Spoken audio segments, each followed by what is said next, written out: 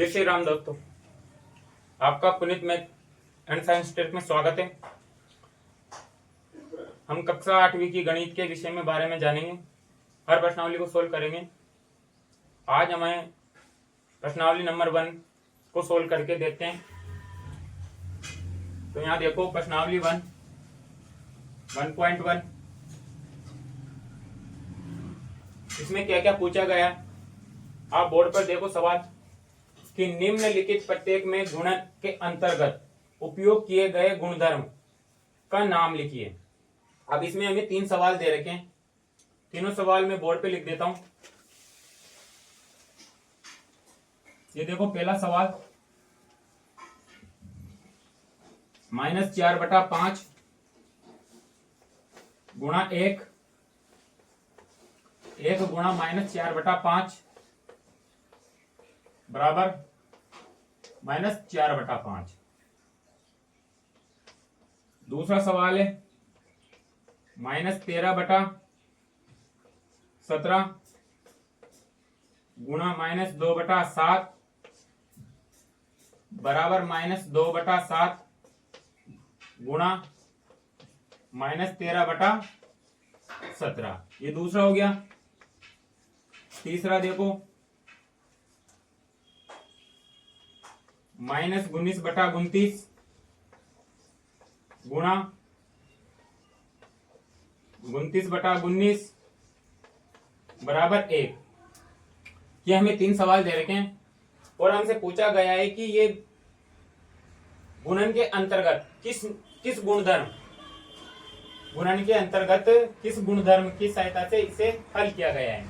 तो हम देखते हैं कि पहला सवाल कि -4/5 को 1 से गुणा करा और इधर भी 1 गुणा 4/5 को किया तो हमें क्या मिला, -4/5 मिला। तो अब यहाँ पर कौन सा गुणधर्म लगा हुआ है उसको देखो। अगर एक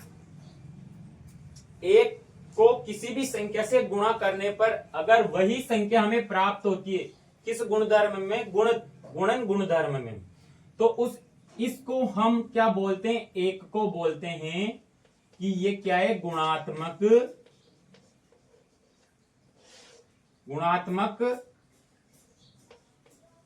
तत्समक। कौन सा गुणधर्म है ये, गुणात्मक तत्समक। अब दूसरे में देखो -13/17 गुणा -2/7 बराबर -2/7 गुणा 13/17 माइनस का। अब इसमें कौन सा गुणधर्म लगा हुआ है, अब इसमें गुणधर्म लगा हुआ है, यहां पर समझो आप कि a को 13/17 को a मानो और इसको b मान लो और यहां पर इसको a मान लो और इसको यहां पर b मान लो। अब ये कहता है कि a गुणा b बराबर a गुणा b, सॉरी यहां पर क्या आएगा, b आएगा और यहां पर आएगा a। अगर आप a को इंटू b करते हो या b इंटू a करते हो, चाहे संख्या अलग हो चाहे कोई सी भी हो, अगर आप उस संख्या को आगे पीछे लिखकर सोल्व करते हो तो जो भी मान आएगा इस गुणधर्म में, इधर की ये भी संख्या सेम है और इधर भी संख्या सेम है, पर क्या हो रहा है कि इस संख्या में क्या हो रहा है, 13 आगे और 13 पीछे है। तो इसमें इस गुणधर्म को हम बोलते हैं, इस गुणधर्म का नाम है क्रम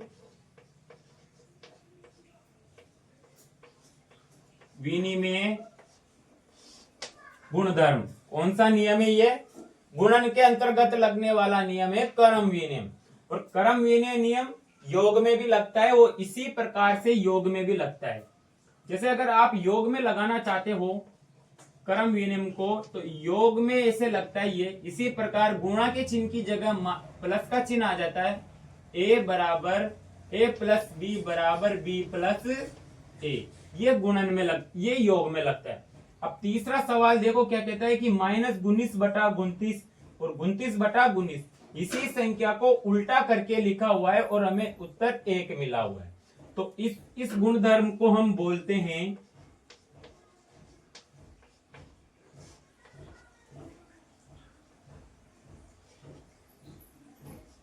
गुणात्मक प्रतिलोम।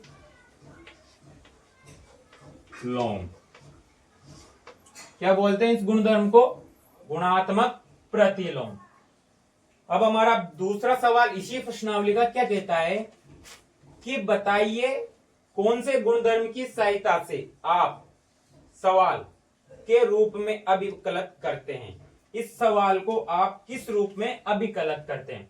अगर ये समझ में आ गया दोस्तों तो मैं इसे हटा रहा हूं।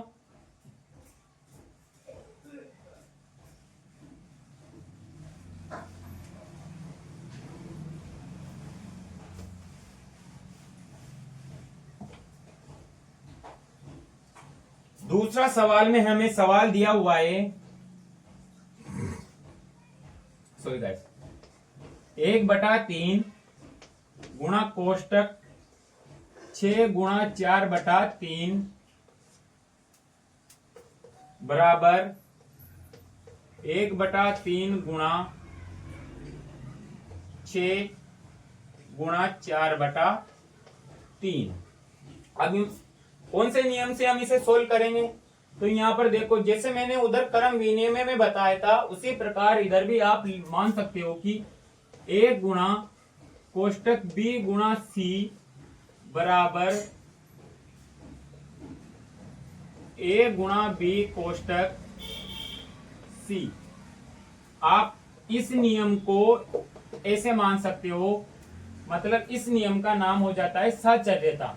अगर दो संख्याओं का गुणा अगर तीसरी संख्या से करने पर और बाद में दो संख्याओं का गुणा तीसरी संख्या से करने पर जो मिलता है, इस प्रकार से लिखा हुआ है ये, तो इसको इस गुणधर्म का नाम होता है दोस्तों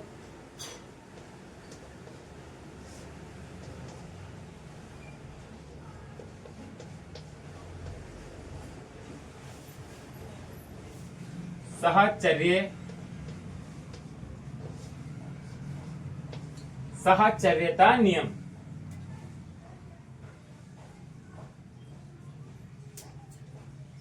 सहचर्यता नियम। अब इसको सोल्व करो। देखो ये तो गया इससे 2 बार और ये गया इससे 2 बार, तो यहां कितना आएगा?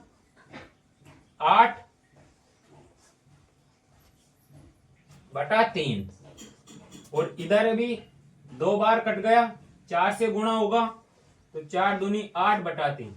तो हमारे इधर भी सेम आ रहा है और इधर भी सेम आ रहा है, तो इस नियम को कहते हैं हम सहचर्यता का नियम। अगर आपको वीडियो अच्छी लगे तो लाइक, शेयर और सब्सक्राइब जरूर करें। हम आपको इस चैनल पे गणित हर क्लास की 8वीं 9वीं 10वीं 11वीं 12वीं की हर प्रकार की कोई सी भी प्रश्नावली हो, हम 1 से लेकर एंड तक पूरी प्रश्नावली को इसी प्रकार से सोल्व करेंगे। जय श्री राम।